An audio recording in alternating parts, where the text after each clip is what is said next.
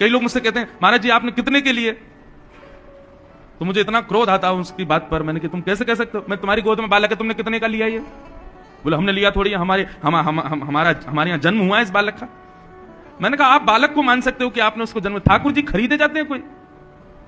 बोले फिर आप इस कॉन्सेप्ट को क्या कहोगे, हम तो वृंदावन जाते हैं वहां से लड्डू गोपाल खरीद के ही लाते हैं। अरे नहीं, आप जब वृंदावन जाते हो और जब गलियों में घूमते हो तो लड्डू गोपाल पहले ही सोच लेते हैं कि वो आ रहा है मुजफ्फरनगर से, मुझे उसके संग जाना है। जैसे ही आप उस दुकान के सामने से गए तो ठाकुर जी आपके चित्त में विराजमान हो जाते हैं। बोले अरे मैं यहां हूं, यहां से लेके जाओ मुझको, मैं तुम्हारे घर जाना है। आप जाते हो, दुकान पर बैठते हो, फिर वहां बहुत सारे गोपाल जी आपको दिखाई देते हैं, पर आपके चित्त को वही भाते हैं जिनके चित्त को आप भा गए हो।